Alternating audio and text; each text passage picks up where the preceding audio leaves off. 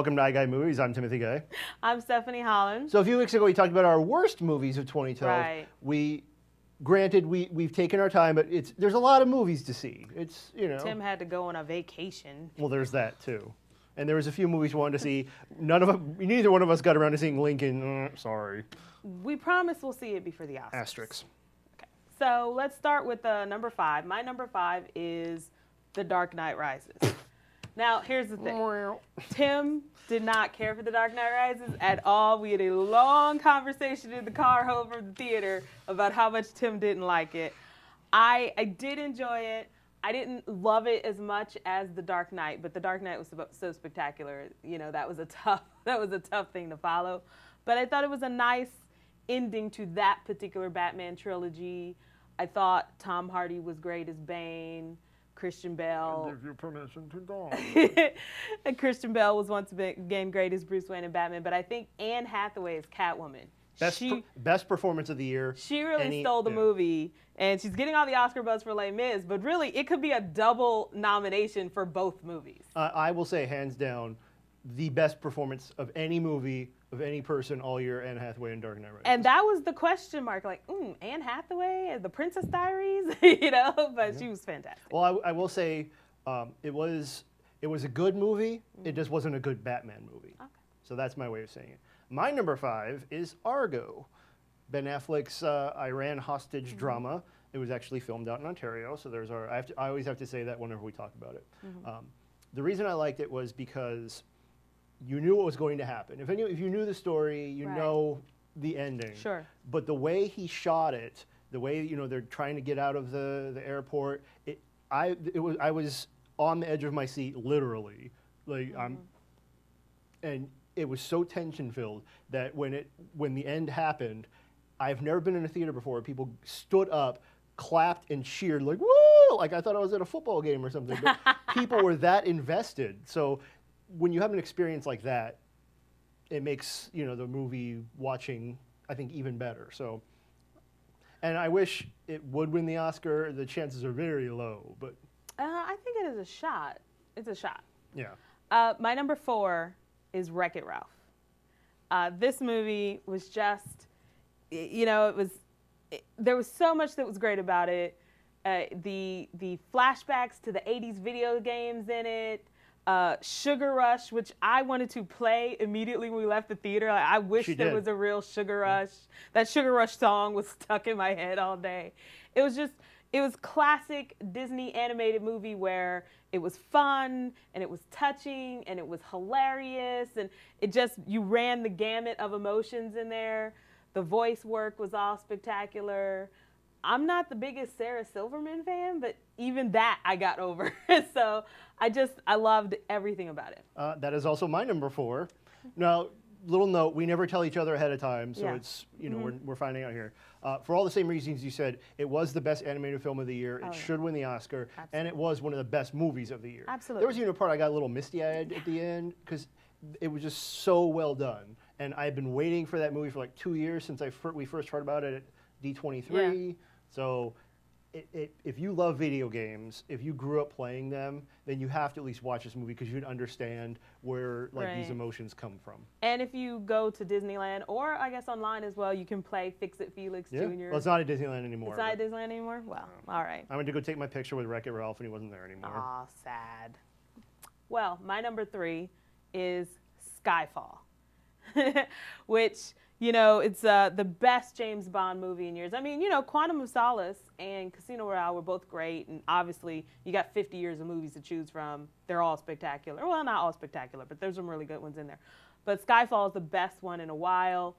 Judi Dench, she just, she's Judi Dench, so she really could be in a movie and read the phone book, and she'd be spectacular at it. But in this movie, she really does a great job with M. I like the introduction of Ben Whishaw as Q, because he wasn't the Q that we've seen in the past movies. He was a different kind of Q. And Daniel Craig is really, every movie, he's becoming James Bond more and more. Like, he's really owning the role a little bit more every movie he's in. And it was just, the action was great. The underlying story, it wasn't so predictable. Like, you know, let's face it, Bond movies can be a little predictable sometimes with the villain. Javier Bardem was having a great time sort of camping it up, but at the same time, he was very evil as the Bond villain. So just a really, really good movie. Yeah. My number 3 is Silver Linings Playbook. I had wanted to see this movie for a while. It was one of those instances where it wasn't playing anywhere. they played it in like New York and LA for like a month, and then it finally got out here. They listed it as a comedy. Now, just if you haven't seen it, go in there knowing it's not a ha-ha-ha Jim Carrey comedy.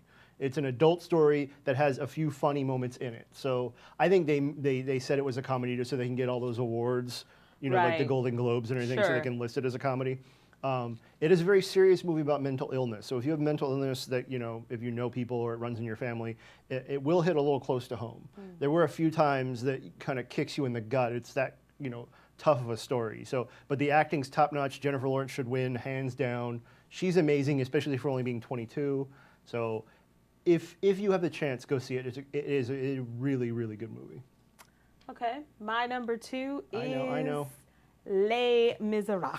Yes, Les Mis. Here's the thing. There's people clapping out there. Yeah, I'm a big Broadway geek. I love all things theater. Les Mis is one of my favorite shows. It's one of those shows they've been trying to make it into a movie for years and years. You know, and musicals are popular, and they decide they're going to make the movie, and then musicals aren't popular, and it sort of goes away. And it's one of these sort of shows where it's sung throughout. So it's not like we're having a conversation and then we're going to burst into song. Those are my favorite kind, though. Everything is sung throughout the whole show. So all of these things just made it sort of an impossible show to make into a movie. I heard they sing live, too. I heard a few things about that. But somehow they did it. They found just this amazing cast to put together. And, you know, they sing live. Yes, they made a big deal about how they sing live on set. Never heard about that. But it works because the movie is sung throughout. They can't just have, you know, Russell Crowe and Hugh Jackman can't have a conversation and then start singing. It doesn't work that way. But the movie was spectacular. I cried during Anne Hathaway's scenes, and then I cried later on. Samantha Barks plays Eponine, and she's fantastic. And Hugh Jackman, this is just his best work ever. If Daniel Day-Lewis was not so brilliant in Lincoln, Hugh Jackman would have Best Actor hands down. He just happened to do his best work the same year that Daniel Day-Lewis delivers his brilliant performance. I feel kind of bad about that. But Anne Hathaway, you know, they're already putting her name on the Oscar and sending it to her house already because she's so. It's just now there are a lot of people calling it the best musical ever. I can't say for sure if it's the best musical ever, but it's really, really good. And Tim hasn't seen it. He's not a musical person. Even though I wasn't a musical. I desperately want to try to get him to go see it, but I don't know if it's going to happen. But it's my number 2. In any other year, it probably would have been number 1. Well, my number 2, you've talked about already, is Skyfall. Like I said with Batman, where Dark Knight was a good movie but wasn't a great Batman movie. Now, this was a great movie and a great James Bond movie. Yeah. Like, you could take James Bond out and it'd still be a great movie. Yeah. The acting's top-notch. It's creepy at parts, like where the bad guy is in the cell and he takes...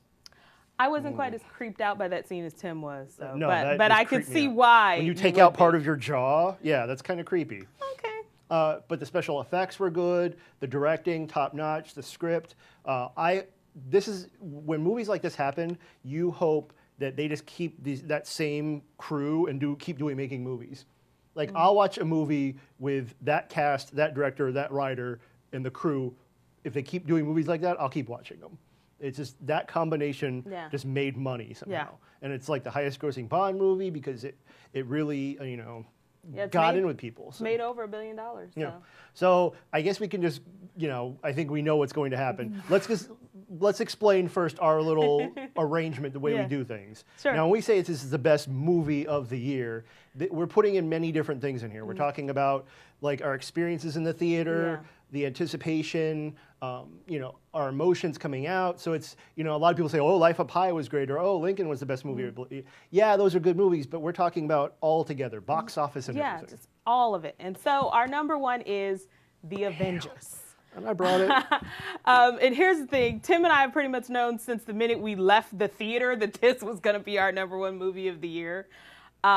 We were one of the the crazy few who went to an Avengers marathon, which means we sat in a theater for 16 hours watching all the other Marvel movies leading up to the midnight showing of the Avengers. Our friend cheated and came halfway through. Yeah, that doesn't count.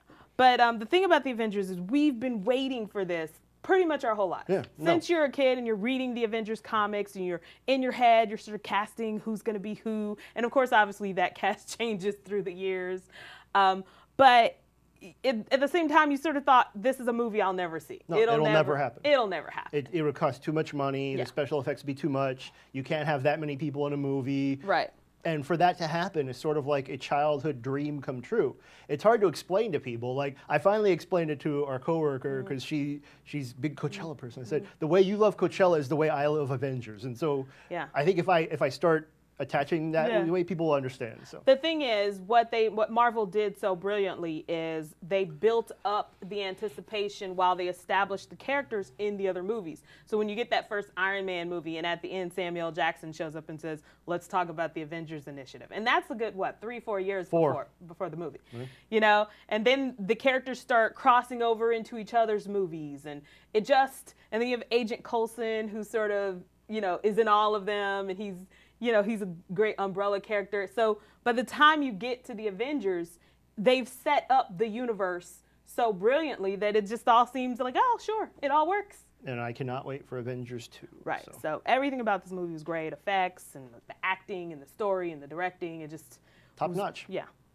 So that is our top movies of the year. If you go to our blog, which is blog.p.com/tim-guy, you can actually see our top 10 lists. There's more on there, and you'll be surprised what's going to be on my number 8. I will say that. 6 through 10 are a little bit more risky than 5 through 1, I would say. And tell us what you think is the best movie of the year. If you don't think it's Avengers, don't bother commenting, but And so next week we'll get back to talking about the current movies opening. Not a lot happening, but we'll find something to talk about. It's a very dead week next week. Get it? Wow. We'll see you next week.